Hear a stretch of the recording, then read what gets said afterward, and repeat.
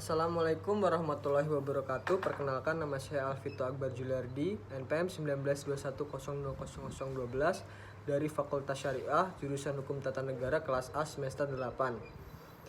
Di sini saya akan mempresentasikan tentang sumber hukum Islam.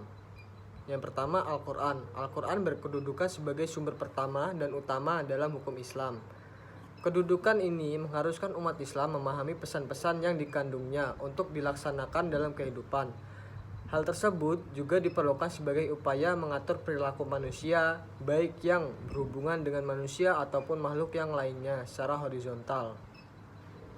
Argumentasi yang menyatakan bahwa Al-Quran sebagai sumber dan dalil pertama dan utama ditemukan dalam penjelasan Al-Quran sendiri pada sejumlah ayatnya. Lebih dari 30 kali ditemukan perintah mematuhi Allah dan dalam Al-Quran.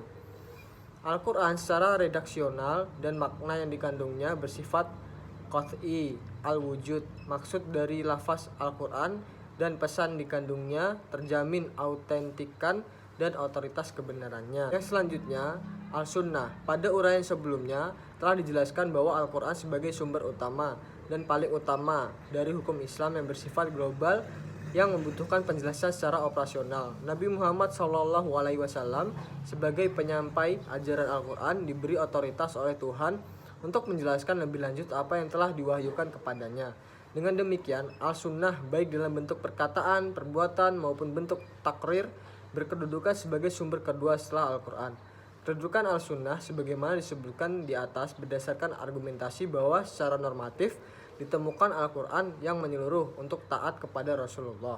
Ketaatan kepada Rasul sering dikaitkan dengan ketaatan kepada Allah Subhanahu wa Ta'ala, seperti yang ditemukan pada Al-Quran surat Isa ayat 13. Artinya, hukum-hukum tersebut itu adalah ketentuan-ketentuan dari Allah. Barang siapa taat kepada Allah dan Rasulnya, niscaya Allah akan memasukkannya ke dalam surga. Yang selanjutnya, akal dan proteksi ijtihad.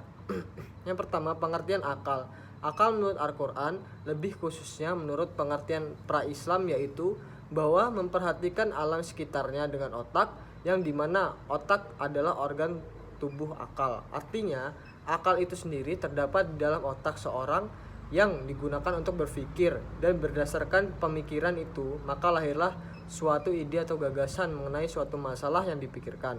Berdasarkan perspektif Islam, peran akal dibagi dua, yaitu memahami nilai-nilai ajaran agama. Yang selanjutnya, proyeksi ijtihad. Ijtihad menurut bahasa berarti usaha yang keras dan bersungguh-sungguh, sedangkan pengertian dari segi istilah ijtihad adalah berusaha menetapkan hukum terhadap masalah yang belum ada ketetapan hukumnya dalam Al-Quran dan hadis, yang dilakukan dengan secara cermat dan pikiran yang murni serta berpedoman pada aturan penetapan hukum yang benar.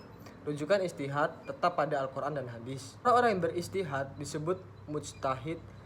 Antara mujtahid yang satu dengan mujtahid yang lainnya dalam menetapkan perkara yang belum ada ketentuannya dalam Al-Quran mungkin akan berbeda dalam memberikan penetapan hukum.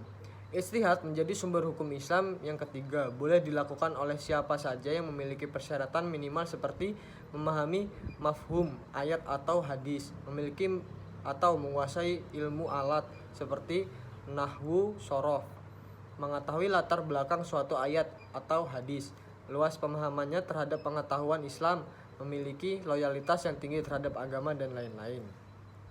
Ijtihad diterapkan dengan beberapa cara, antara lain ijma dan qiyas. Ijma adalah kesepakatan para mujtahid pada suatu masa setelah Rasulullah wafat terhadap suatu masalah.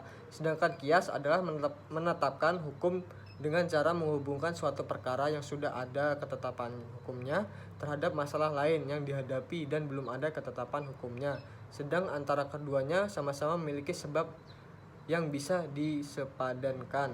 Sekian presentasi dari saya, kurang lebihnya saya mohon maaf, dan kepada Allah saya mohon ampun. Saya akhiri, wabillahi taufiq wal hidayah. Wassalamualaikum warahmatullahi wabarakatuh.